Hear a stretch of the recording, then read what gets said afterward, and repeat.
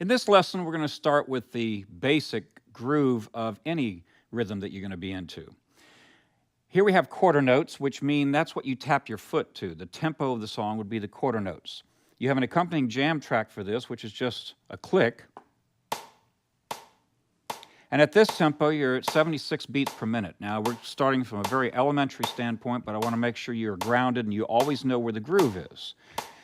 We have jam tracks that accompany this lesson that are in various tempos. So make sure that whatever music you're listening to and you play along with, you are rock solid with the groove and where the quarter notes are. We're going to think drums, mute the strings, and make sure you do it in some place where you don't have harmonics. Just smack the guitar. Make sure you're locked right up with it. Okay? And how would you count these quarter notes? Well, we're in 4/4 time, so make sure you count them this way. 1, 2, 3, 4. The numbers are always the quarter notes. The numbers correspond to you tapping your foot when your foot is on the ground. Now, we don't have a camera on my foot, and that's unfortunate because it's pretty important you get your foot tapping.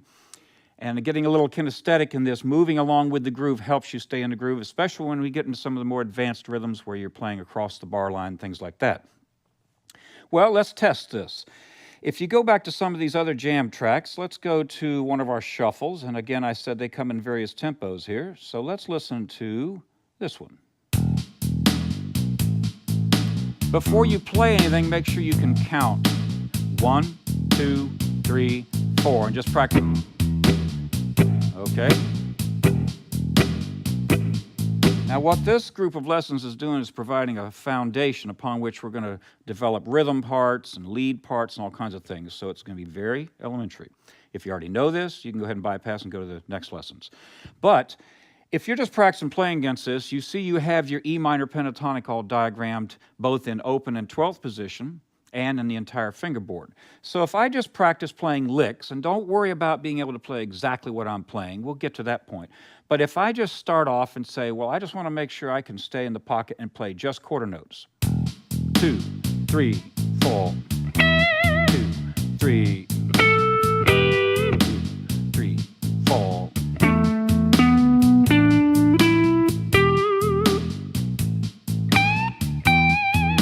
I am just playing on the quarter notes, and if I was down the open position,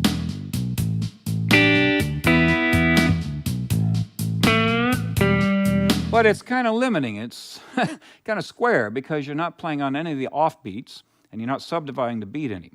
That's what our next lesson is going to get into. But make sure that you go against all the jam tracks, even the slow blues jam track, and you smack the guitar playing just quarter notes, and that you just practice playing in the E minor pentatonic scale. Now, I've set this up to where if you were an absolute beginner and you wanted to get into dabble into some lead playing, you could use those E minor diagrams, E minor pentatonic, and just play some notes. But if you don't know where you are rhythmically, you're never going to sound like a creative player. You're going to be very limited because that scale only has 5 notes. It's important you address this rhythm. And if you were playing rhythm guitar against this, let's just say we're playing an E7 and an A7. A rhythm guitar part that would involve just quarter notes would sound like this. Or